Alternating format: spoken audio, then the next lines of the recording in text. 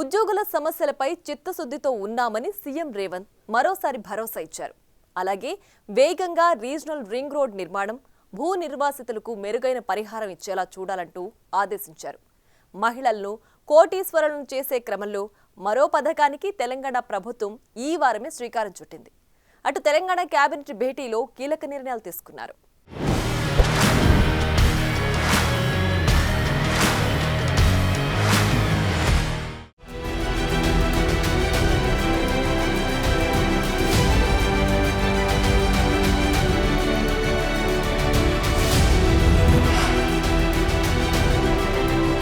రాష్ట్రంలో సంక్షేమాన్ని, అభివృద్ధిని ప్రజలకు చేరవేయటంలో ఉద్యోగుల పాత్ర చాలా ఉంటుంది. అలాంటి ఉద్యోగుల సంక్షేమం కోసం ప్రభుత్వం ఖచ్చితంగా మేలు చేస్తుందని సీఎం రేవంత్ రెడ్డి భరోసా ఇచ్చారు. ఈ నెల 3న సచివాలయంలో Telangana gazetted officers association 2025 diary క్యాలెండర్ను సీఎం రేవంత్ రెడ్డి ఆవిష్కరించారు. సమగ్ర శిక్ష అభియాన్ కాంట్రాక్ట్ అవుట్సోర్సింగ్ ఉద్యోగుల క్రమబద్ధీకరణపై కీలక వ్యాఖ్యలు చేశారు. వారిని రెగ్యులరైజ్ చేయాలని ఉన్నా చేయలేని పరిస్థితి ఉందని, రూల్స్ కు విరుద్ధంగా రెగ్యులరైజ్ చేస్తే కోర్టుల్లో సమస్యలు ఎదుర్కోవాల్సి వస్తుందని క్లారిఫికేషన్ ఇచ్చారు.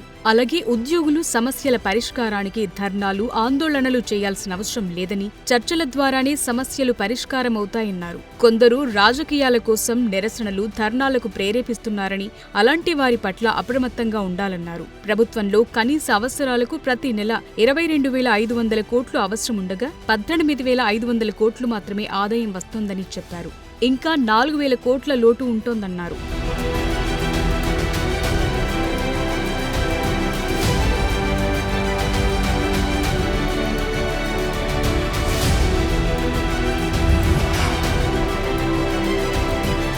రీజనల్ రింగ్ రోడ్ పై రేవంత్ రెడ్డి ప్రభుత్వం చాలా సీరియస్ ఫోకస్ పెట్టింది. అందులో భాగంగానే ఇప్పటికే చాలా రివ్యూలు సీఎం స్వయంగా చేశారు, సూచనలిచ్చారు, వేగం పెంచాలన్నారు. తాజాగా ఈ నెల 3న జరిగిన రివ్యూలోనూ క్లియర్ కట్ ఆదేశాలిచ్చారు. నార్త్కు సంబంధించి భూసేకరణను త్వరగా పూర్తి చేయాలన్నారు. రైతులకు పరిహారం నిర్ణయించే విషయంలో ఉదారంగా వ్యవహరించాలని సూచించారు. ఆర్బిట్రేటర్లుగా ఉన్న జిల్లా కలెక్టర్లు వీలైనంత ఎక్కువ మొత్తంలో రైతులకు పరిహారం అందేలా చూడాలన్నారు. తరచూ రైతులతో సమావేశమై RRRతో కలిగే బెనిఫిట్స్ ను వివరించాలన్నారు. Regional ring road south part నిర్మాణానికి NHAI ఇప్పటికే సూత్రప్రాయంగా ఆమోదం తెలిపింది. హామ్ విధానంలో R&B పరిధిలో 12,000 కిలోమీటర్లు, పంచాయతీరాజ్ శాఖ పరిధిలో 17,700 కిలోమీటర్లు రోడ్లు నిర్మించాలని సీఎం అధికారులను ఆదేశించారు. వరద ప్రభావిత ప్రాంతాల్లో దెబ్బతిన్న రోడ్ల రిపేర్లు, అలాగే కూలిన బ్రిడ్జ్లను వెంటనే నిర్మించబోతున్నారు.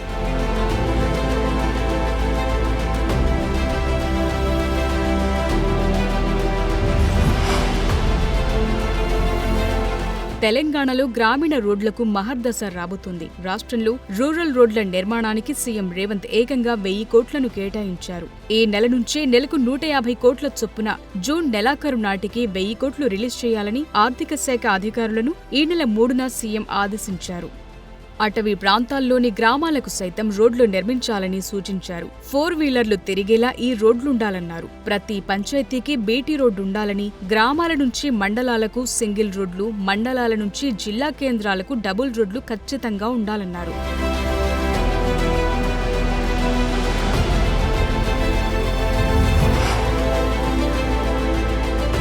2050 నాటికి నగర ప్రజల అవసరాలకు తగ్గట్లుగా భవిష్యత్ ప్రణాళికలు సిద్ధం చేయాలని జలమండలి అధికారులను సీఎం రేవంత్ రెడ్డి ఈ నెల 3న జరిగిన సమీక్షలో ఆదేశించారు. బోర్డు చైర్మన్ హోదాలో తొలిసారి జలమండలి అధికారులతో సీఎం భేటీ అయ్యారు. గత 11 ఏళ్లలో ఇలాంటి మీటింగ్ జరగటం ఇదే తొలిసారి. మల్లన్న సాగర్, కొండపోచమ్మ సాగర్ నుంచి నీటి సేకరణపై చర్చించారు.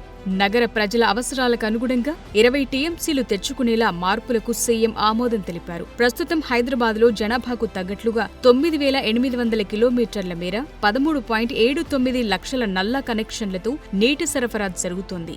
రాబోయే 25 ఏళ్ల భవిష్యత్ అవసరాలను అంచనా వేసుకుని జీహెచ్ఎంసీలో మంచినీటి సరఫరాకు ప్రణాళిక తయారు చేయాలన్నారు సీఎం.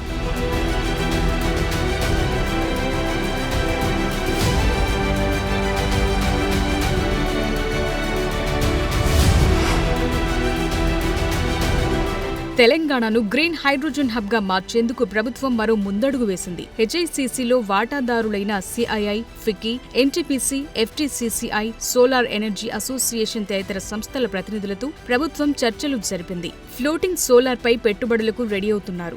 2030 నాటికి 20,000 మెగావాట్ల గ్రీన్ ఎనర్జీని ఉత్పత్తి చేయాలని లక్ష్యంగా పెట్టుకున్నారు. ఈ 20,000 మెగావాట్ల గ్రీన్ ఎనర్జీలో సింగరేణి సంస్థ 5,000 మెగావాట్లు ఉత్పత్తి చేయనుంది. గ్రీన్ ఎనర్జీ పాలసీ కూడా త్వరలోనే రానుంది.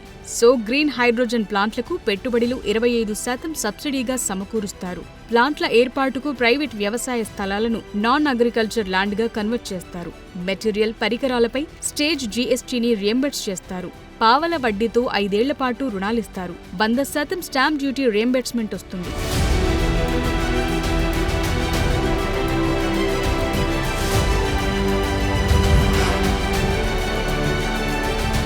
మహిళలను కోటీశ్వరులను చేయాలనే సంకల్పంతో ఉన్న తెలంగాణ ప్రభుత్వం ఈ విషయంలో మరో ముందడుగు వేసింది. ఈ నెల 3న ప్రజాభవన్లో 25 సంచార చేపల విక్రయ వాహనాలను మంత్రి సీతక్క జెండా ఊపి ప్రారంభించారు. మహిళలు చేపల విక్రయ వ్యాపారం ద్వారా ఆర్థికంగా స్వయం సమృద్ధి సాధించాలన్నది ఈ కార్యక్రమం ప్రధాన ఉద్దేశం. ఈ పథకం కింద 10 లక్షల విలువైన వాహనాలను 6 లక్షల సబ్సిడీతో కేవలం 4 లక్షలకే లబ్ధిదారులకు అందిస్తున్నారు. మహిళా సంఘాల ఫిష్ ఫుడ్ కు మంచి బ్రాండ్ క్రియేట్ కావాలన్నారు మంత్రి సీతక్క. 100% సక్సెస్ రేట్ సాధించాలని ఆకాంక్షించారు. మహిళల ఉపాధి కల్పనకు, వ్యాపారాల్లో రాణించేందుకు రాష్ట్ర ప్రభుత్వం పూర్తి సహకారం అందిస్తోంది. అంతేకాదు 17 రకాల వ్యాపారాలకు లోన్లు, బీమా స్కీమ్స్ అమలు చేస్తున్నారు.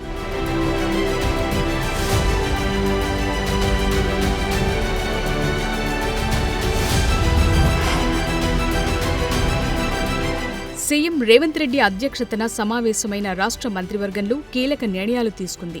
రైతు భరోసా విధి విధానాలు, భూమి లేని వారికి ఆర్థిక సహాయం, green policy, tourism policy, BC dedicated commission, SC వర్గీకరణ కమిషన్ నివేదికలపై చర్చించారు. యాదగిరిగుట్ట ఆలయానికి కూడా బోర్డు, ఇందిరమ్మ ఇండ్ల సర్వే వంటి వాటిపై చర్చించి కీలక నిర్ణయాలు తీసుకున్నారు. భూమి ఉన్న వ్యవసాయ యోగ్యమైన భూములకు రైతులకు ఎకరాకు 12,000 ఇవ్వడమే కాకుండా భూమి లేని వ్యవసాయ కుటుంబాలకు సంవత్సరానికి 12,000 రూపాయలు ఇందిరమ్మ ఆత్మీయ భరోసా పథకం కింద ఇవ్వాలని నిర్ణయం చేయడం జరిగింది. రేషన్ కార్డు లేని అందరికీ నూతన రేషన్ కార్డు ఇవ్వాలని కూడా ఈ మంత్రివర్గ సమావేశంలో నిర్ణయం తీసుకోవడం జరిగింది. రైతు భరోసా కార్యక్రమంలో భాగంగా వ్యవసాయ యోగ్యమైన భూములన్నింటికి రైతు భరోసా పథకం కింద నిధులను ఇవ్వడం జరుగుతుంది. రైతులందరికీ సంవత్సరానికి 12,000 రూపాయలు ఇవ్వాలని నిర్ణయం తీసుకున్నది.